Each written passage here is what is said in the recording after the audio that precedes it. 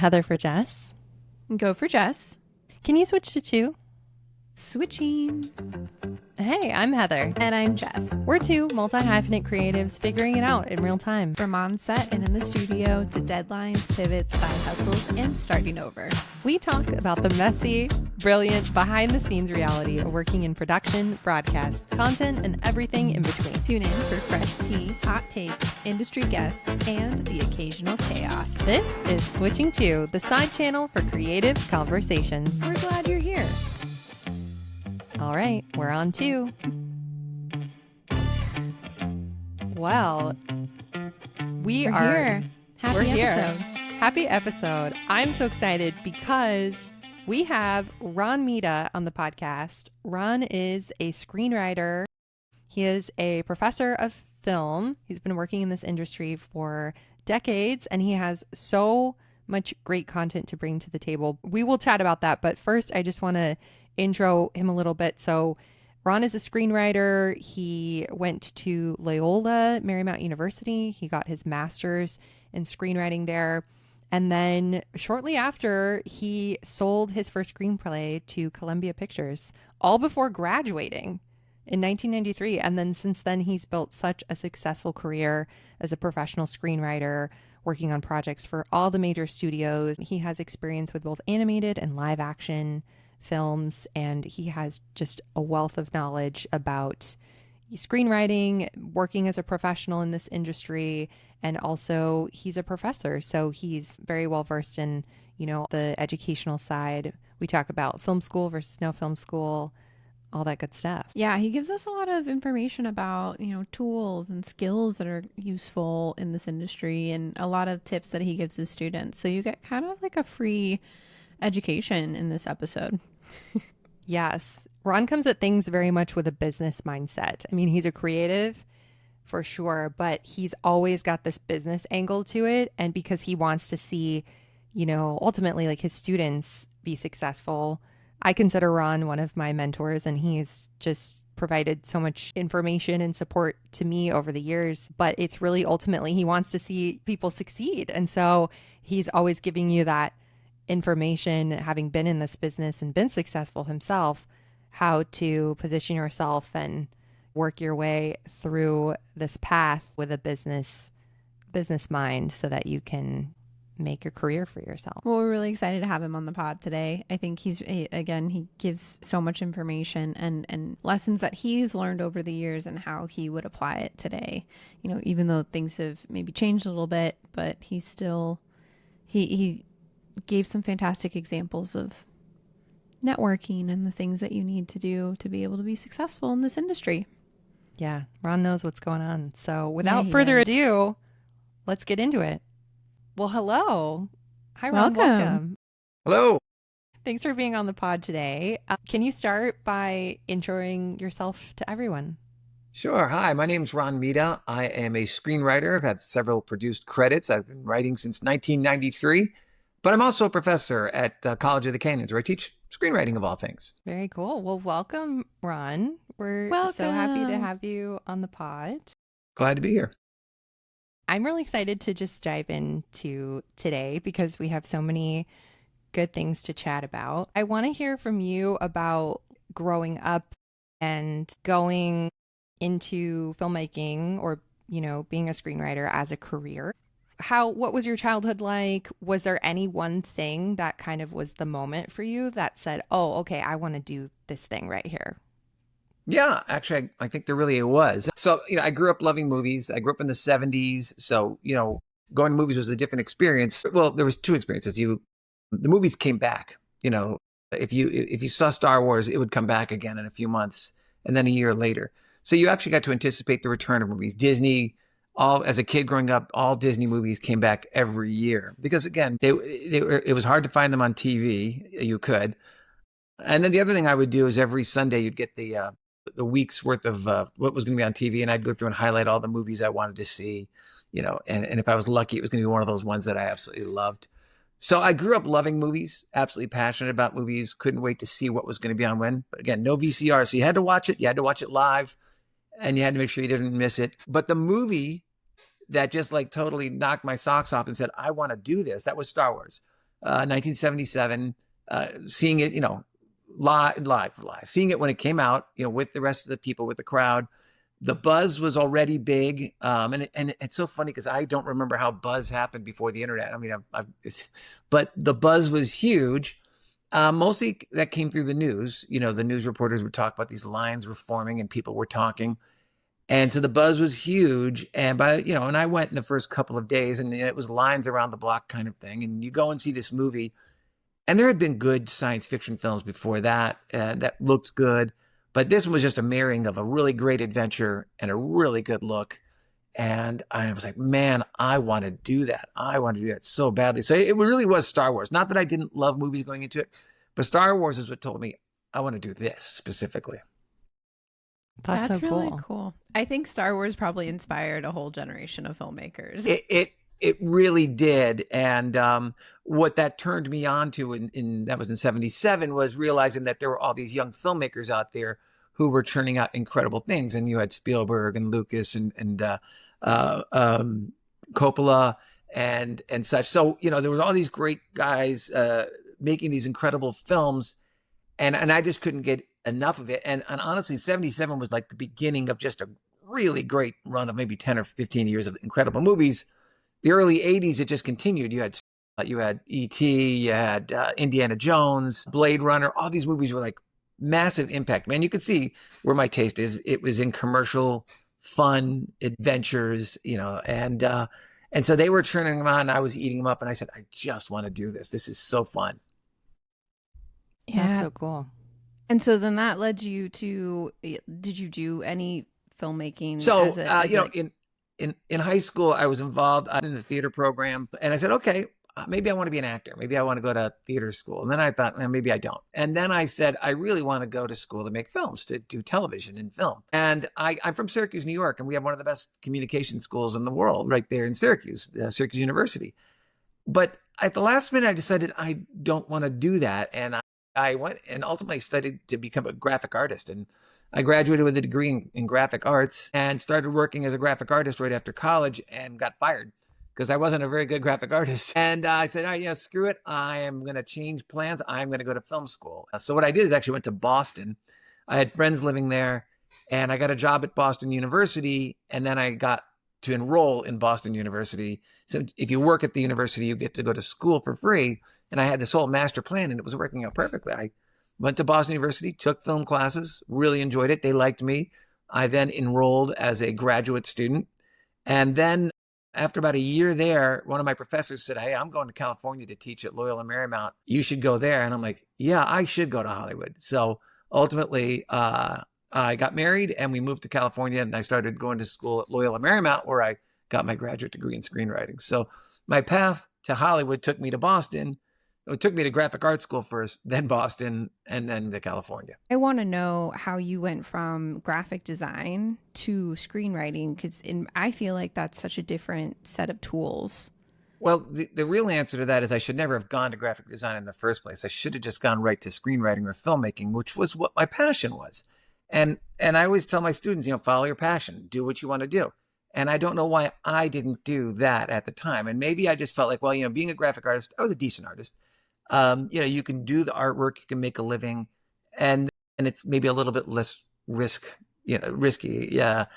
I did get a job right away, but I was working in a company. We designed paychecks for corporations, which are not very exciting.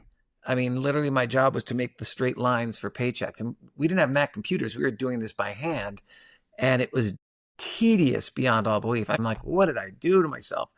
And that's when luckily I got fired. I didn't quit. I got fired. I should have quit. And that's when I said, time to correct the ship and head to film school and get this off. Do what I should have done. So I didn't miss too many years in that. I graduated college, worked for 6 months as a graphic artist, got fired, got back on film track, and moved forward. But it's funny. I actually was a filmmaker. When I was at Boston University, I was studying filmmaking. And then when I came to Loyola, I was studying filmmaking. But filmmaking at the time, you have to remember, we were using film cameras.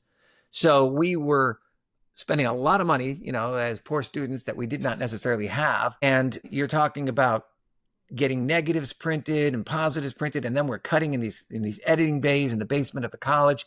And it was not easy and not fun and a lot slower and duller than I want it to be. And I thought, I can write as good as I can make films.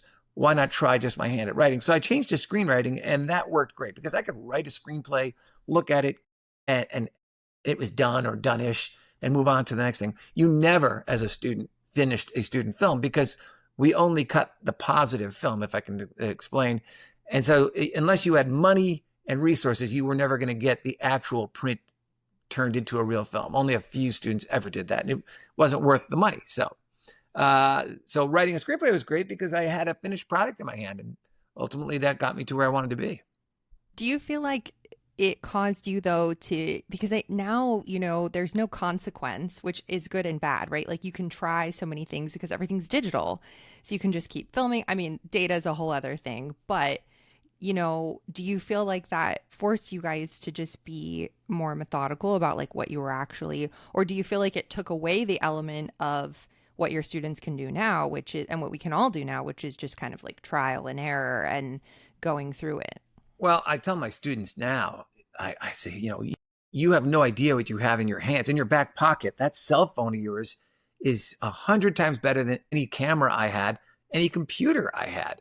And you can do it all from your phone. So it's a totally different world. Maybe today I would have stayed in filmmaking only because it would have been a lot cheaper and more accessible to do. But I'm glad I changed to screenwriting nonetheless, because all my friends who made those expensive films, who went all the way and made these $50,000 student films, they got some meetings. Some of them made some terrific films, and they got meetings. And when they got to the meeting, the first question that was asked of them is, what have you written? And they're like, well, I didn't write anything. I made that really cool student film, and it was really cool. And they're like, yeah, it was a good film. It got you in the room. What have you written? And every one of them got hit with the same question, and none of them had written anything, nothing more than a short student film. They didn't have a feature film. They didn't have a TV show idea. And so that expensive film got them the meeting, but they didn't have any product.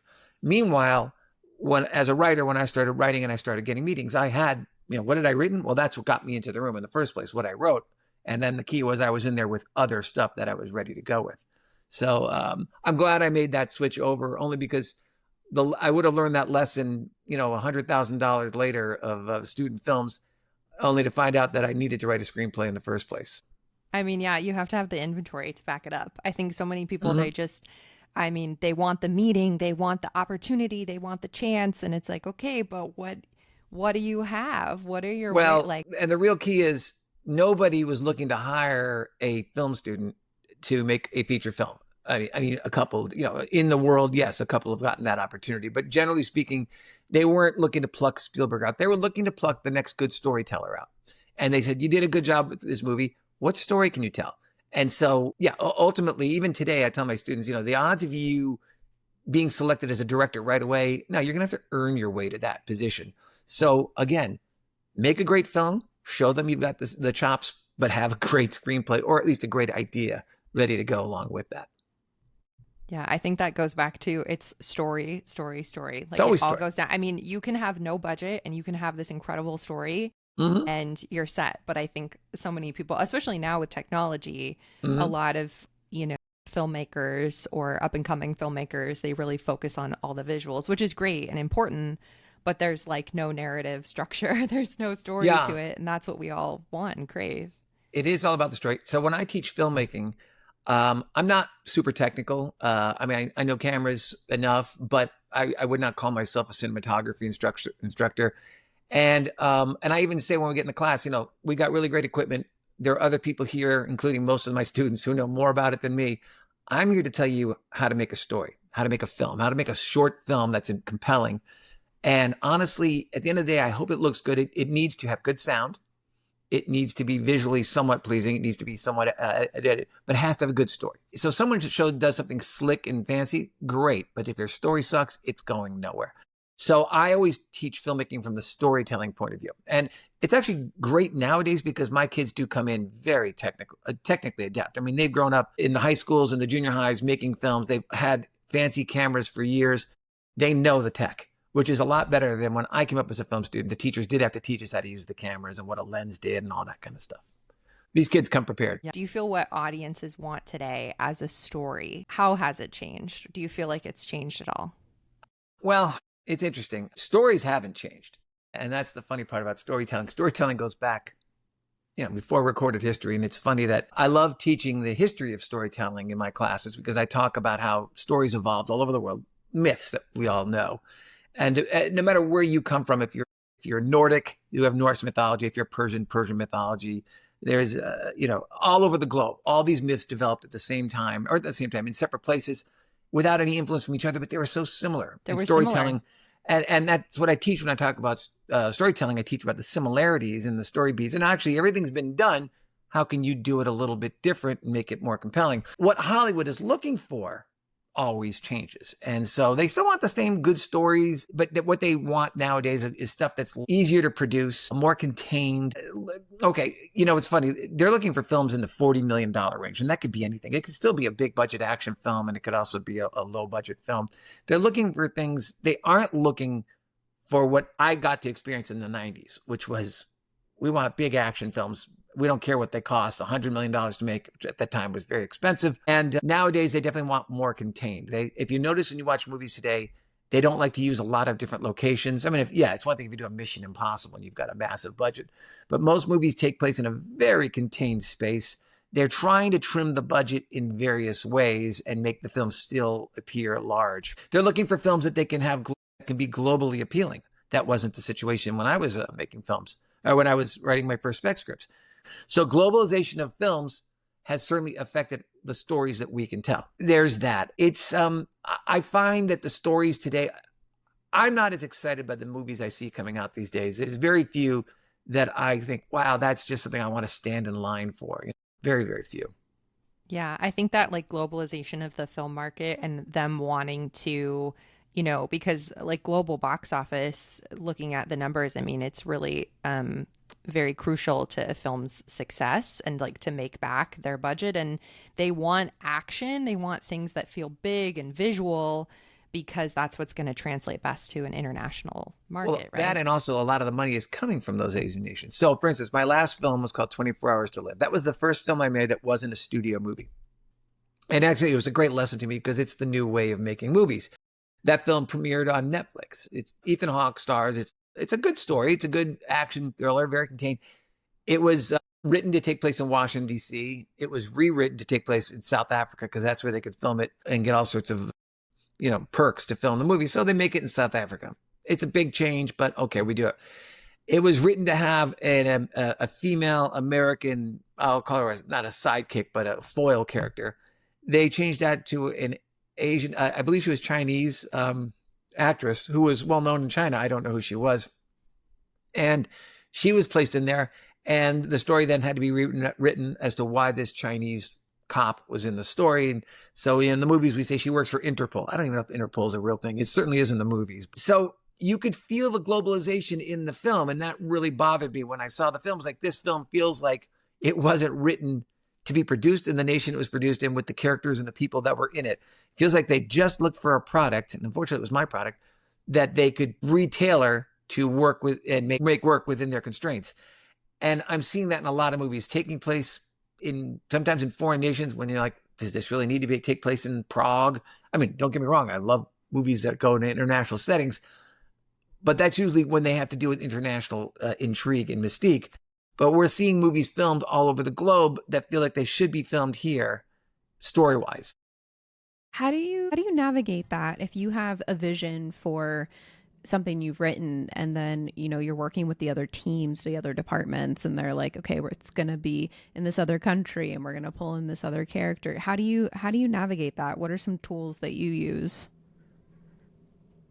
I think it's just basically you just swallow it, because here's the deal. When you write a screenplay and you sell it, now if I wrote a spec script, which means it's a script I wrote on my own time, it's my own story, nobody owns it, but I sell it to Warner Brothers or I sell it to Universal. The moment I sell it to them, I sign a contract, and the contract literally says Warner Brothers is the author of this screenplay. And that means Warner Brothers can do anything they want to the screenplay. I've been paid. I will continue to be paid and so on. But ultimately, the ownership and the story is theirs, and they can do what they want. So I can complain all I want, and maybe I will, and maybe I have, but it doesn't matter because their decision is all that matters. And I learned a long time ago, complaining did not benefit me.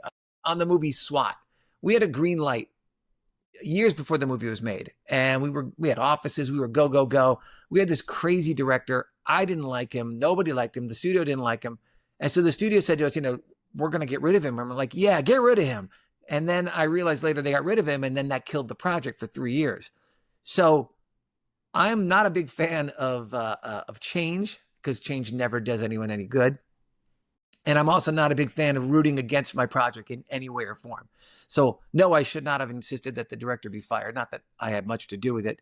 And no, I will not go to a studio and say, I don't like the changes you made to my screenplay. My goal is for the screenplay to be made. Now, I will try to massage in, like, that could be better. But at the end of the day, all the movies I've written that have gotten made, none of them turned out the way I wanted them. Now, it doesn't mean I don't like them. I do. But I know how much better they all could have been with the way they were originally written. That includes robots and SWAT. They were all written to another level that the movie didn't ultimately have. And I think every writer you talk to is going to come back and say, this could have been something much better on their film. That's so interesting. I definitely have heard that before from other creatives. I think Mark Platt said that about Wicked. And they asked him, like, on another podcast, they said, well, did you make the movie you wanted to make? You've been trying to make this movie for 20 years. And he said, we made the movie. We made the film. We made the film that we needed to make. And those are like trying to figure out, what do you give up in order to let the project go to the finish line? Well, there's a reason why nobody wants the writers on the set of a movie. Now, in our contract, we are allowed to come to the set of our movie, provided it's in town. I mean, they're not going to pay me to fly me to Prague, but they are. But they like us to call ahead. Hey, I'm coming to the set today, and check in. Writers, they don't like writers there because writers get really angry. Hey, I didn't write that. Hey, he's not supposed to be doing that. You got to check your ego at the door, I tell my students. And you've got to go in there.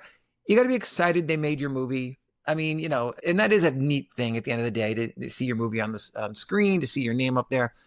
And you have to accept that you are part of this collaboration and other people are involved and they are going to make decisions. Now, if I really wanted to have more control, I should probably make an independent film. I should probably try to get financing and direct it and do it all myself. I don't want to do that. I like doing what I'm doing. I'm willing to work with producers to make the film that, that I want, but that they want to make. But I do have to surrender a little bit. And if you have a strong ego and can't deal with that, then screenwriting isn't for you. You've got to be able to go with the flow. It's a lot like actors and actresses. They're being told what to do. And there are actors who become difficult because they don't like taking direction. But a director is there to direct his vision or the studio's vision. And you've got to take direction. And the same thing as a writer. We take direction. Yeah, you have to be able to be in a place where you can kind of be molded and shaped. It's funny. I always say it's when you show up as a writer on the set of a movie, they look at you like, oh, he's here. And they basically look at you with, and I always say, they look at you with the idea, like they're not saying it, but I know they're thinking it would be so nice if you weren't here right now. and that's what they're thinking. They're not saying it, but that's what they're thinking.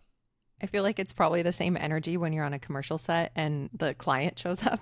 Sure. It's kind of everyone's like, oh, okay, oh, now we have to be this certain way kind of thing, Behaving nicely for me because I'm not paying them. They're just worried that I'm going to have a hissy fit over, the way the actor is delivering the line, which I'm not, but plenty of writers are. I have friends who are writers who are difficult, and that's hurt them in the long run. Yeah. Not being like a collaborator. No, they're like, they get angry. They write hot letters. They send off emails and nobody wants to deal with that. And you're not going to change anything unless you are very high up. You are not going to have control. And even the highest paid writers in Hollywood don't have the control you think they have. There's so many variables. And ultimately it's a business and it comes down to like business decisions. And I think those will triumph over anything creative. Unfortunately, I think more and more it seems as if what we've have seen in like this trend of a lot of the executives at the studio level are more business minded than they are creative minded. And so they lean that way and decisions are made based on those parameters. Well, it is a business. And again, that's the way I teach my classes. I teach my class from the commercial point of view. I say, look, we're writing a spec script with the idea of selling it to a studio who's going to turn it into a multi-billion-dollar franchise. And that's going to pay you, and it's going to pay them, and it's going to pay actors. It's going to pay thousands of people. Everyone's going to make money on this if you do good work. And I said, but you are going to have to make concessions in your story to get it sold and down the line. But it's a business. And they have the money and they have the say so. I mean, you're making a product to someone who's going to sell your product. So you do have to work with them. Until you finance your own film, you have to work with them. Yeah, for sure. I want to go back really quick. And so you graduate from film school here in Los Angeles. I went to Loyola Marymount here in Los You went Angeles. to Loyola. You got a graduate degree in screenwriting. And then what? Like, what was the process of kind of getting your foot in the door? Well, actually, I got the degree in screenwriting about 6 months after I sold my first screenplay. So I was already a professional writer, which was kind of cool. My graduate degree, by the way, my degree in screenwriting did not get me sold as a screenwriter. It was a very nice degree. I love college. I love going to school. I love my students going to school because it's where you can do really bad work. I tell my students, come in my class and this is where you can fail. You're allowed to fail in peace here. And I don't mean fail by not attending. I mean fail by not doing good work or making a bad film or writing a bad screenplay. Get it out of your system. You're allowed to write crappy work in my class. You're allowed to make a bad film in my class. But you can't do that in the real world. So I was a grad student at Loyola, but I started working in the industry. I got an internship. Actually, I started as a tour guide at Universal Studios. And it actually all probably starts right there. I was a tour guide at Universal Studios. I was a grad student at the same time. And the tour used to have these producers who would come in and they'd speak to us, the tour guides. It was a kind of a fun perk. We'd get to watch a movie and then the producers would talk to us.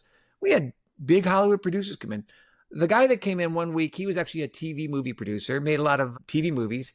And after the lecture, I went up to him and said, hey, I'm a film student and I would love to get an internship with you. And back then that was that simple. Yeah, because he knew that meant free work and I knew that meant free work, but I just knew that I wanted to work for a producer. So I started working for him a couple of days a week. We were making a TV movie for this company. It was for CBS. It was actually Josh Brolin was in this TV movie. And it was about a teenager track athlete who was taking steroids, because these are all disease of the week kind of movies. And I don't even remember what the movie's about. But through that, I got another job at the company that was financing the film. And then I became an assistant for a TV executive, still going to school. And then I said, hey, I want to work on the studio side. And a friend of mine she said, well, there's a woman who's just got a job as an executive at Universal. That was Nina Jacobson, who's gone on to do a lot of big stuff. So I interviewed with Nina. I became her assistant. And then about a year and a half later, maybe 2 years later, through the people I had met, including Nina and other people, I was able to get my script to some agents. And then the agents read the script I wrote called Track Down. It was about terrorists taking over the English Channel Tunnel. And they sold it. It was funny. I got a phone call from the agent. Now, my script had been moving around town, and I had some producers I had met who were being really helpful to me, getting it out to some agents. And this big agent named Gavin Pallone, he was the biggest in town at the time. He called, but he always called my boss, and so he calls and I'm like, oh, Nina's busy, but I'll grab her. He goes, no, I'm calling to talk to you. I'm like, oh God, what'd I do? He was kind of a mean dude. And he said, I read your script and I think we could sell it. And I'm like, oh my God. So that was a Monday. I told Nina I got to go somewhere. I ran down to United Talent Agency, UTA, took a meeting with a couple of agents. They told me they'd never sold a script for less than six figures. That was Monday. And by Thursday, they had sold it for about $500,000 against $1 million, basically a spec. So I had a spec sale. I met the guy on Monday, and on Thursday, I was no longer an assistant. Actually, I stayed on 2 more weeks as an assistant, but I was, I was a professional screenwriter now. So it's kind of cool. So it happened overnight, but it didn't happen overnight at all. What do you think some of the pieces of that you would tell your students now? To me, it seems like networking was a very important piece of this. What I tell my students, it was all about my internships. Nobody's ever asked to see my degree in filmmaking. Even working at the studio, it was great. I met a lot of people, but that all started with my internships. So I started with the job. Tour guide is not really the Hollywood inroad, but there was a lot of actors, people moving that way, a couple of filmmakers and students. But the internship that I got from that was the first one. And then it turned into a low-paying job, which turned into another low-paying job. And I just kept jumping. I was like, I just kept jumping from job to job to job, working my way to a movie studio where I wanted to be. And at that point, when I was working at the movie studio for Nina, there was part of me saying, well, if I never sell a screenplay, I wouldn't mind being a studio executive. I wouldn't mind continue to work for a studio, not being an assistant, obviously, but, because I've got a good story sense. Maybe I could be a buyer. And maybe I never saw a screenplay, that's where I'd be. But again, yeah, the network that I created by getting the internship and the people I surrounded myself with, the friends, the other assistants, they were key. So I do tell my students, if you can get an assistant job, working for a studio, working for an agency is even better, working for a producer, anything like that, it's an amazing inroad. Ground floor. Everyone knows the assistants in Hollywood are not there to get coffee. They are there because, like everyone else, they are there to start climbing the ladder. And so they're treated with a level of respect. There's some disrespect, but generally they're treated with respect. But so I got that internship probably came 1989. So by 93, I had sold a script. So it still took 4 years, 3 or 4 years. Wow. But still, that's a great opportunity for you jumped, out of college and you started learning the business and understanding it so that the time when the opportunity presented itself, you were ready to take it. Well, it also took swallowing a little bit of pride because here I was a graduate student. I'm getting a master's degree, right? Loyola is considered one of the top 5 or 6 film schools in the country. It's an outstanding film school. And, but as an assistant working for a studio, I'm still getting people coffee. It's like there's a meeting and it's like, would you like coffee? Can I get you anything else? And like, I'm like, and some of these people were really rude, like, yes, coffee and no, and I'm like, I'm not a waitress at Starbucks here. I'm an assistant. So at times it'd be frustrating because you're like, I should be in that room, not bringing coffee to that room. But you also knew you were doing your time. I had friends who worked there as assistants who had graduated law school. I had a friend who graduated Duke Law School, but he's gone on to become a very well-known producer. So yeah, he was taking his lumps just like me. We were pretty educated and getting people coffee, but also knowing these were the steps we had to do. So you got to swallow your ego, you got to swallow your pride a little bit. If you're willing to do that and put in a couple of years of that grunt work, the network builds and the opportunities come to avail themselves. You kind of rise together. Like there's so many people Yes. that you started with and now you look to your right and left and I'm like, oh, this person I know, but you don't realize it because you all kind of rise together and you look around and realize, oh, I do have this network, you know? You do rise together. And I always tell my students, keep in touch with each other, create your network and don't break your network. Because when that person gets a job and they're looking for another person, they're going to call you. I have a friend. I went to school with this person. That call's going to come. So many of my opportunities as a screenwriter, once I was represented and out there, didn't come through my agent. They came through networks, people I knew that said, hey, Ron's available. So yeah, the network never ends. It really never ends. But you got to nurture it. You can't just ignore it. You can't say, I'm not going to, you can't ghost your friends for a couple of years and then say, hey, you got anything for me? You got to kind of keep it going. Well, I mean, Jess and I have known each other for a very long time. And we talk about how we, just recently kind of started working together in the last couple of years. And there's other people, I mean, there's someone I've known for 10 years and only in the last few years did I hire them on a project. And it's just building genuine, I think a lot of early career individuals think that like networking is, can I take you to coffee and can I do this? And it's like, no, it has to be genuine building of relationships and all that stuff, because there has to be a level of trust.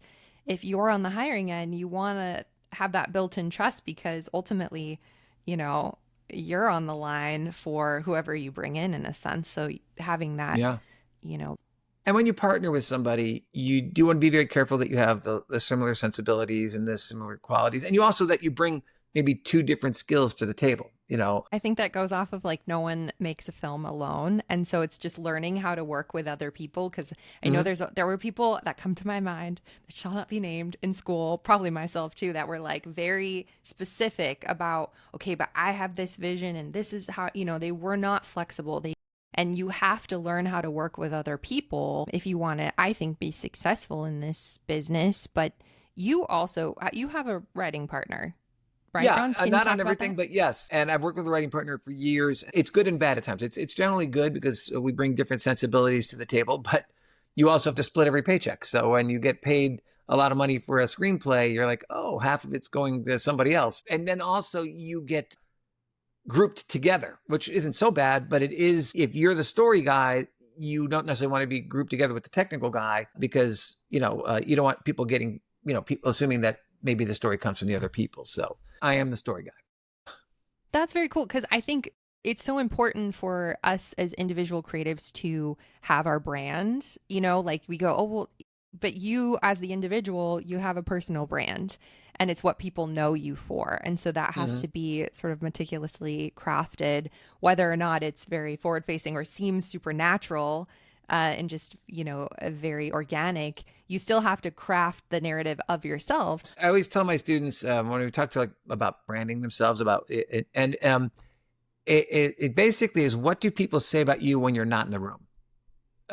If you can control what they say about you when you're not in the room, like, he's a very dynamic guy who writes really good action movies, then that's good. Because if you don't control what they say about you when you're not in the room, then they're going to say something about you, not necessarily evil or bad or mean, but they're not going to necessarily say what you want them to think or say. So all I'm saying is be known for what it is you do.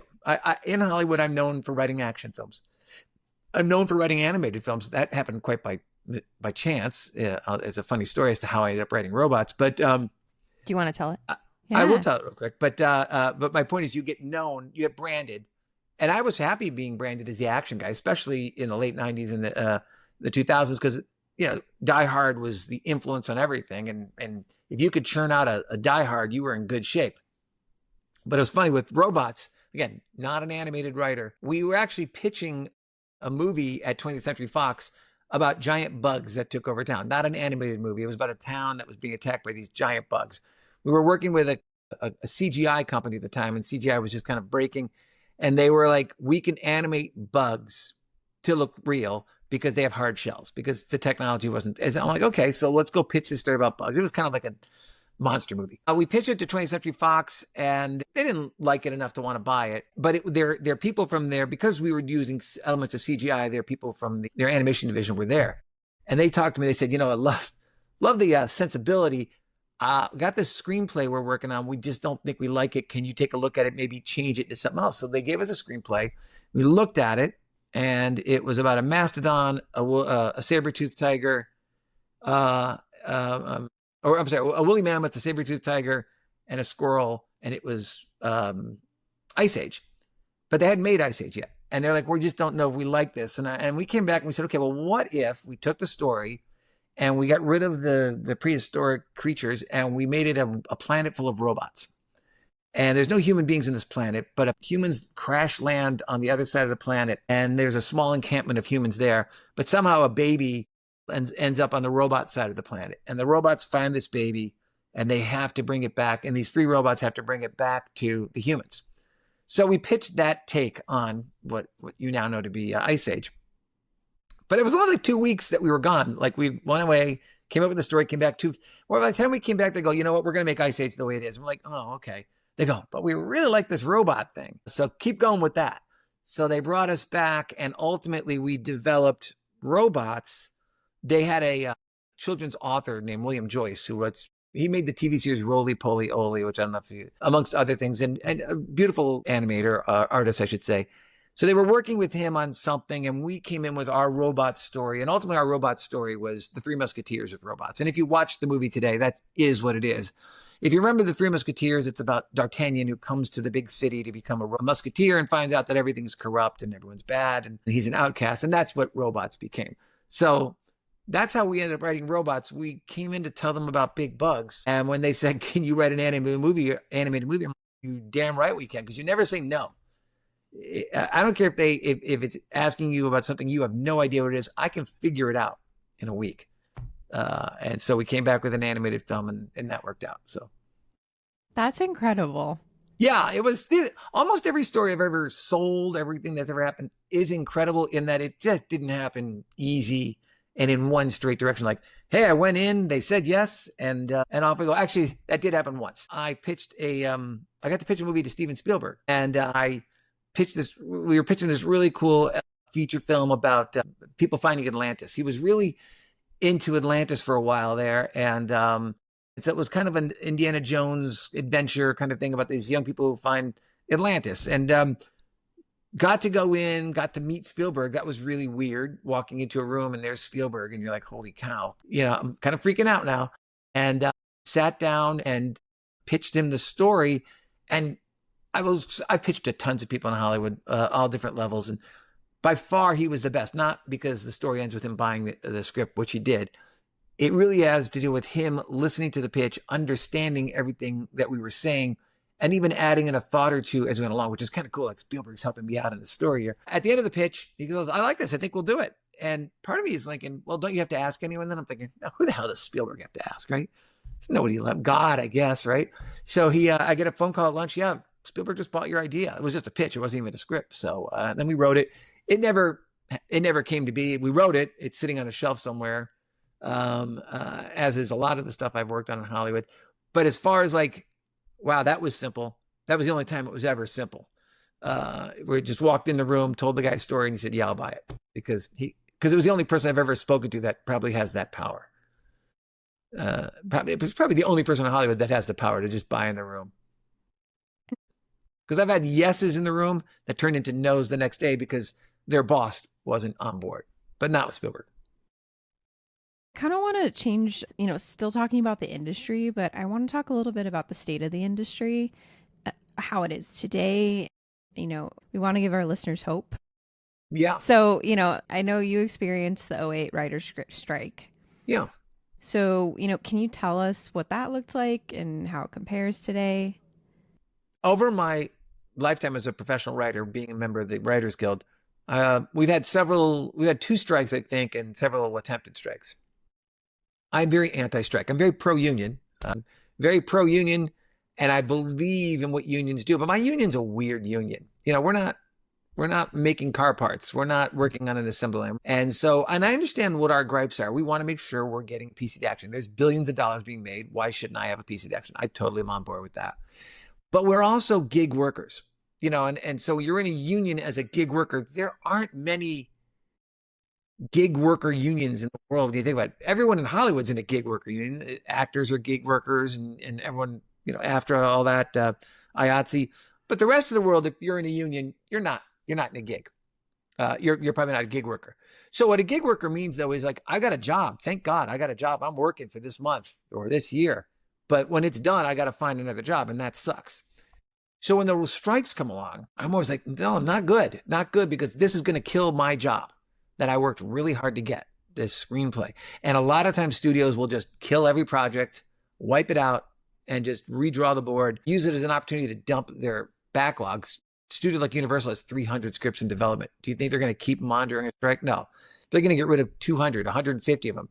And those writers, all gone. Right off losses. I might get, if in a feature film, I can't not get paid, but the project itself won't go forward. Or if I'm in the process of negotiation, that negotiation is going to stop. So when the writers want to strike, I want to tell them, hey, if you're working, this is not good. And if you're not working, you're going to screw the guy who's working. And unfortunately, 95% of most of the gig unions are not working. Actors, the writers. And so 95% of the union votes for the strike because, hey, if I'm not working, why should you be working? And so we get this strike. And the things we fought for in the strike, I get it. One of the concerns is about AI.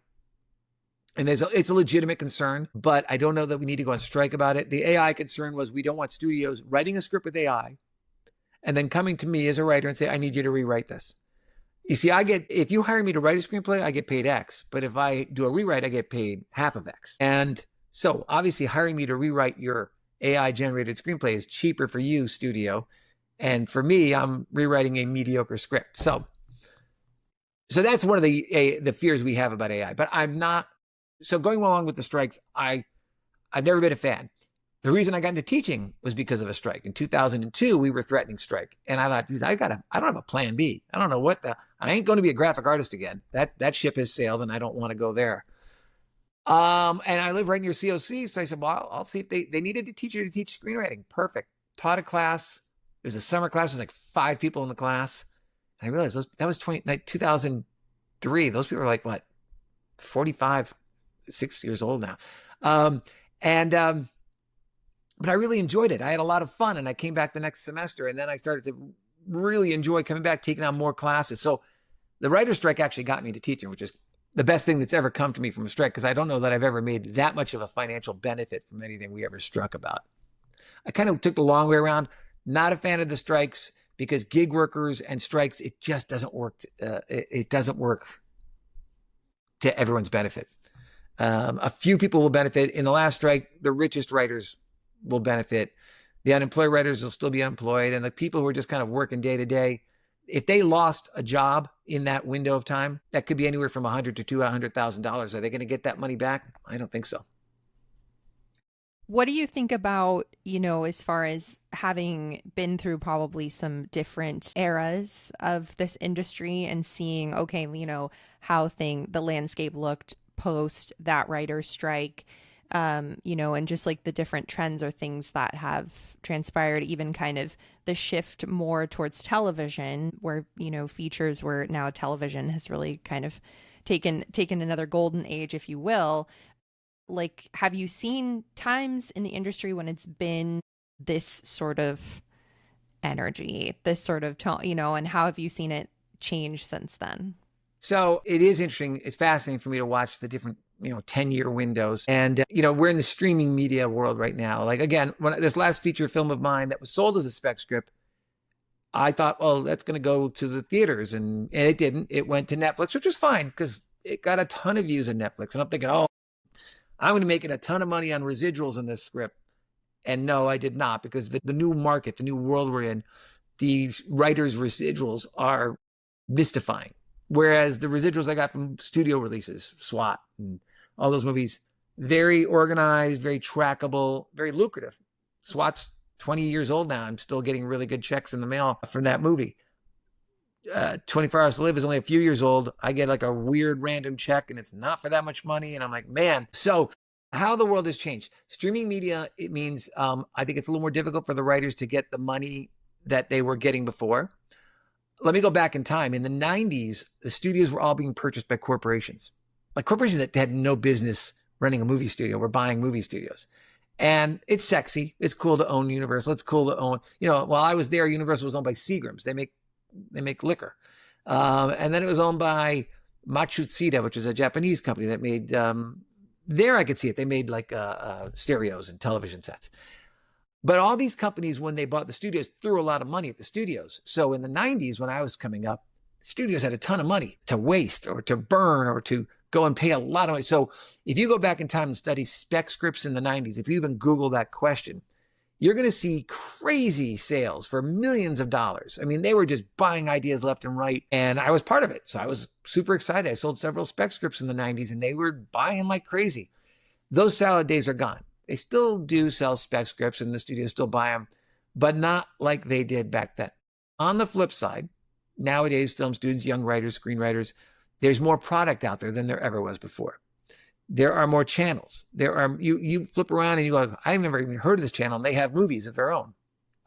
So there are more opportunities. But with the globalization, a lot of those opportunities are also being taken. It's not just you competing with other people in Hollywood. You're competing with a global market of writers and global market of everything. So there's more product out there, but I think it's still really just difficult to get yourself into the position to sell it. It was a lot easier in the spec script days because you'd write a spec script, people would snap it up, an agent wanted to represent it, they'd get it out there, even if it didn't sell. It got out there and was seen by all of Hollywood in 1 week. And that meant every studio saw you. So that in itself would generate meetings. Like, okay, we saw your spec script, we didn't buy it, but man, we love that idea. And then you got a whole slew of meetings, and those meetings would turn into other work. Nowadays, the spec script market not being what it is, you're not going to get those opportunities. So it's a, I hate to tell my students it's a harder world, but it's kind of a harder world. It's just a different world, I think. Yeah, it's a different world. It's just a different world. And it is. But I will say this. It's not like it was an easy world when I did it. And I told you the path I did to get there. So you have to take that path as all my steps, those 4 years of being an assistant and hustling. That holds true today. There's no easy way into Hollywood. And my students always go, how to get? I'm like, I don't know. You need to go suffer for 4 years like I did. And so part of it is you got to do the work. And that means you've got to be diligent. You can't just write the script. You got to write the script. Oh, but see, let me say this. You got to write the script and get out there. But you guys can do that today. I didn't have social media. I didn't have access to Instagram. I couldn't tell people what I was doing. I couldn't let people, I had gatekeepers I had to get past. Before I got an agent, I had to try to get past an assistant to get someone to return my call. Now, there's gatekeep. I can bypass gatekeepers by using social media. The young filmmakers, the young writers and people today have a lot more tools at their disposal to get past the gatekeepers. And I didn't have that. So while I feel like they were spending a lot of money back then, there were a lot of gatekeepers. Nowadays, there's ways around the gate. So use it. Use social media.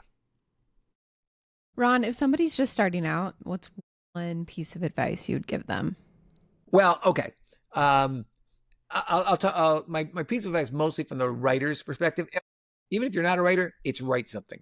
Learn how to tell a story. Learn how stories work, and it's really not that hard. A screenwriting class or two can do it. Understand story, and then have a story. Now, write one or have something to pitch. Now, you would say, well, I'm a cinematographer, or, it doesn't matter.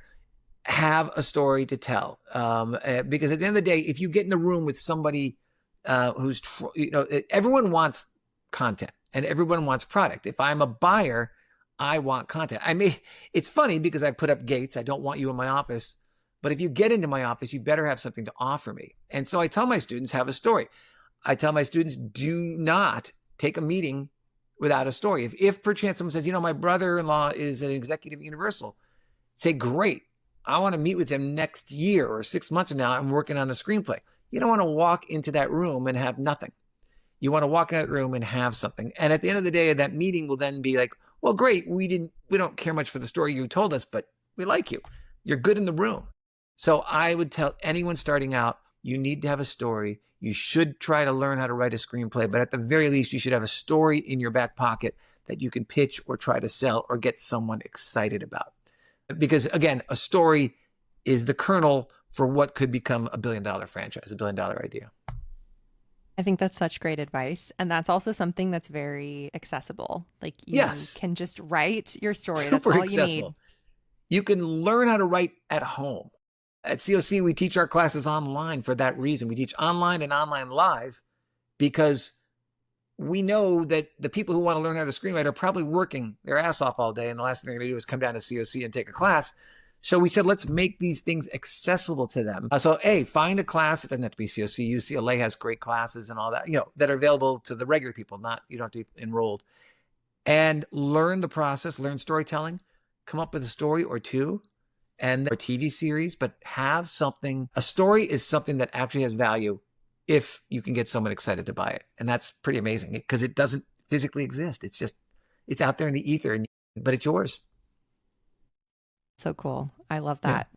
My last question for you is, do you have an industry secret you want to share? And by that, I mean like a hack or a tip or something. You kind of just gave us like the big idea one. Well, a hack or a tip for all my students, I already kind of said it, and that's the internship route. It really is. But so I've had students get internships, and some of them got some really good internships, but you got to make the most of it because while you're in that internship, you need to either get them excited about keeping you on full time, or get them excited, or help you find the next internship, which ultimately will lead to a paying job. But here, I guess, would be my true hack. Always let people know what it is you want to do in Hollywood. I want to be a writer. I want to be a director. I know it's embarrassing to sit there and say, I want to be a writer. You don't say it to everybody all the time, but make sure people understand that's what you want to do. Don't be a nuisance. As a writer, so I'm in film school, I'm working at a studio. I knew that I can't come in there and ingratiate myself by knocking on every executive's door. Hey, I work down the hall, but I really want to be a writer. I wasn't like, never be that guy. But let people know. So my boss, she knew why I was there. She knew I wanted to be a writer or a filmmaker, a writer really. And other people, as they got to know me, knew that. Let people know what you want to do. No one is going to, you're never going to get there if you don't tell people what you want to do. And then there are people along the way who will say, well, I can help you with that. If you're cool, people will help you if you're not annoying. So let people know. The hack I would say is let people know what you want to do. Don't over ask. Don't ask favors. Ask favors at the appropriate time. Don't ask too many favors, I should say. But let people know what you want to do. Because I can't sit there and look at you and say, I think you'd be a great screenwriter. You need to tell me you want to be a screenwriter, and we'll go from there. That's so cool. I love that. Yeah, because if you're like a great assistant and they just think you want to be an assistant forever, they'll just keep you in that role. So it's like, okay, communicating what it is you actually want to do, having the inventory to back it up. And I think you're networking. Yes. Networking. Well, it's the network. It really is a network. And it's funny, when Nina Jacobson hired me at Universal, I told her I was a film student. I pretty much promised her I wasn't going to be that annoying kind of film student. It was like, so she was excited to hire me because she knew I wasn't interested in being a secretary. I wasn't interested in being an assistant, that she could be a mentor to me in a sense. She liked hiring an educated person who was working towards that field. And so that worked to my benefit to tell her what it is I wanted to do. Some people would say, I don't want to say anything because I don't want them to think I'm a nudge. No, let them know. Just don't be annoying. That's cool. I think you also told me one time, like, be a student as long as possible. Like, use your student card. Yes. That is a good piece of advice too. I always tell my students, try to always be a film student as long as you can, because it gets you indoors. Okay, Hollywood, talk about gatekeepers. They don't want anyone, Hollywood doesn't want anyone in there. But we'll open the gate for a couple of people every now and again. And one of the people we open the gates for are film students. Hey, I'm a film student at Loyola Marymount. Hey, I'm a film student at College of the Canyon. Somehow that makes it sound like you've been vetted by College of the Canyon. And we're like, yeah, he's okay. And I find that when you use that I'm a film student card, you can get meetings you couldn't normally get. You can get in the room and meet with people that you couldn't normally meet with. So yes, I tell my students, take one class and keep telling everyone you're a film student. Until someday you could say, I'm a screenwriter. I've been paid to write a movie, but I love that film student card. Works very good. Awesome. Well, I think that's an amazing note to end on today. How can people find you? Like, are you on social media? How can people connect with you? It's funny. I'm on I'm on Facebook for my family and friends. I'm on Instagram, but I don't Instagram. If people need to get in touch with me, they can find me at College of the Canyons. You can just Google me and my contact information comes up. I probably should Instagram more, but I'm not trying to prove anything at this point in my life. You don't need to. Yeah. You don't need to. But people should come take your class at COC. Right. If they want to take my class, they can find me at COC. I'm the only professional screenwriter that teaches at COC. There are other people teaching writing classes, but reach out to me if you want to take my class. It's a lot of fun. I think, Heather, you've taken my class in the past, and I try to make it super enjoyable and fun because I don't want to scare people away. Hollywood is for everybody. If you got a dream, you got a story, come on, we can do this together. Thank you so much, Ron. We're so happy to have you on the podcast today. It was great. Terrific. Thanks for having me. Thank you. All right. Well, that's the show for today. But before we switch back, we want to remind you, subscribe to the pod. It helps us out. It helps you stay connected and in the know with new episodes. Also follow us on socials at Switching to Pod. Get on our mailing list. We're going to be sending out some resources, tools, tips, information along with our episodes. Thanks for listening. Thanks for listening to Switching To. Hosted and edited by Heather Kate Duncan and Jess Boyer. Original music by Top Flow, courtesy of the Pixabay royalty-free music library. Recorded on location in Los Angeles, California. Follow us on social at Switching To Pod. Show notes and transcripts can be found at switching2pod.com.